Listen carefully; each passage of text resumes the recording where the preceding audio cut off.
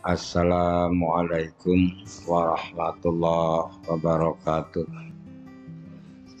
Innal hamdalillah nahmaduhu wa nasta'inuhu wa nastaghfiruh wa na'udzu billahi min shururi anfusina wa min sayyiati a'malina. May yahdihillahu fala mudhillalah wa may yudlil fala hadiyalah. Allahumma sholli ala sayyidina Muhammad wa ala alihi wa sahbihi asma'in amma ba'd. Hadirin rahimakumullah, alhamdulillahirabbil alamin. Pada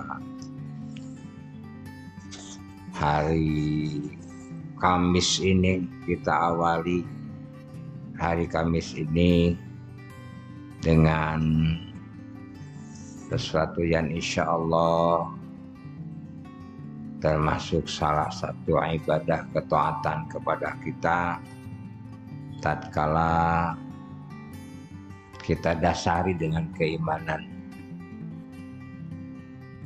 Tapi tatkala kita dasari tidak dengan keimanan, tidak untuk mencari ridho Allah, bahkan mencari ridho manusia, maka walaupun itu sholat tidak dimanai ibadah.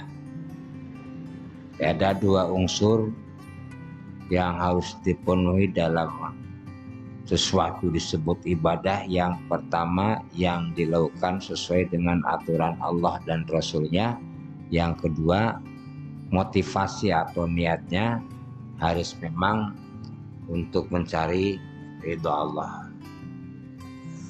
Sebab kalau itu tidak terjadi, maka tatkala ibadah,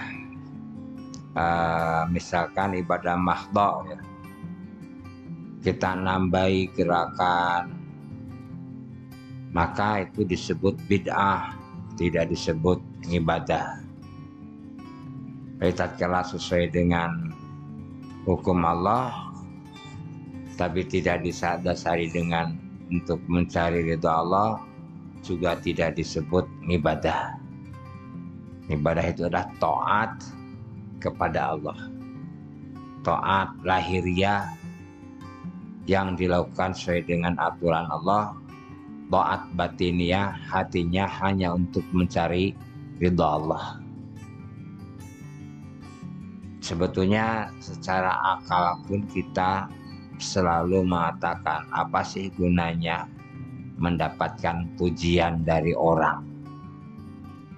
Tidak nambah apa-apa. Seorang yang jelek dipuji baik, kejelekannya tidak menjadi hilang. Sebaliknya orang yang baik, orang yang takwa disebut jelek oleh orang sedunia misalkan, maka ketakwaannya pun tidak berubah. Jadi pujian itu tidak ada manfaatnya bagi kita, kecuali kalau pujian itu datang dari Allah.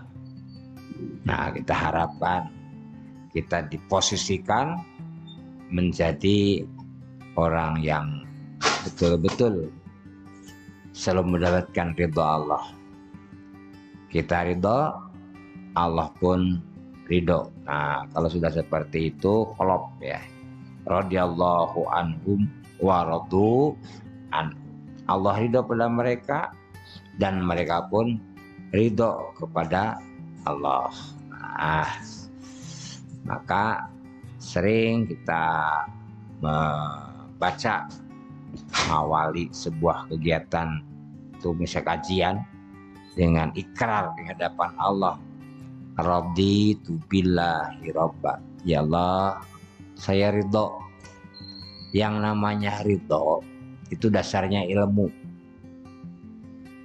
Saya ridho karena saya faham secara ilmu bahwa hanya Allah lah yang layak dijadikan Tuhan.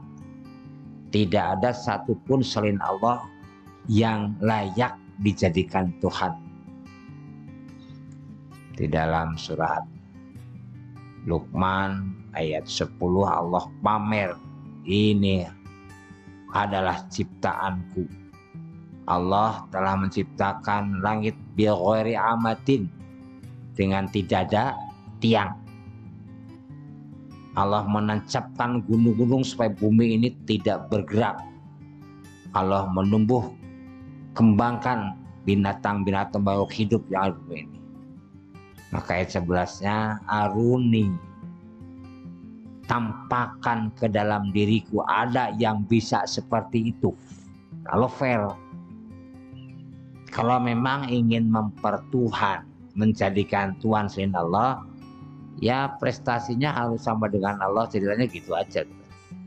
Dia menciptakan langit, maka selain Allah bisa menciptakan langit. Ini tidak satu pun yang dianggap Tuhan oleh manusia mampu menyaingi hasil ciptaan Allah. Bahkan dipastikan yang disebut sebagai Tuhan itu pun termasuk ciptaan Allah. Bagaimana mungkin makhluk dijadikan Tuhan oleh kita, padahal kita sendiri makhluk? Jadi tidak nalar secara akli, secara akal, kok menjadikan Tuhan, makhluk dijadikan Tuhan, padahal kita sendiri makhluk. Termasuk Nabi Isa dijadikan Tuhan, dijadikan anak Tuhan karena lahir tidak ada bapaknya. Allah melahirkan itu tanpa bapak, maka dijadikanlah Tuhan anak. Maka pasti itu bukan pengikut Nabi Isa, karena ajaran Nabi Isa itu tauhid, lam yalid walam yulad, tidak diperanakan dan tidak punya anak dan tidak diperanakan.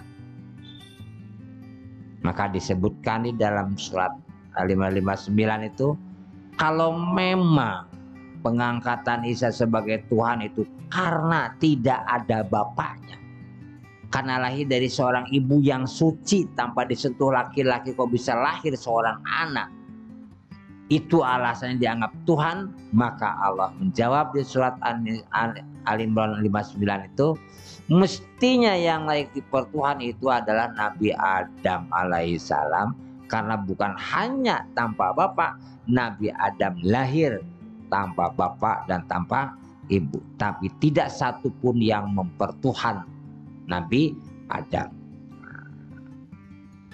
Ini yang harus kita, harus dimurnikan tauhid itu dengan semurni-murnikan.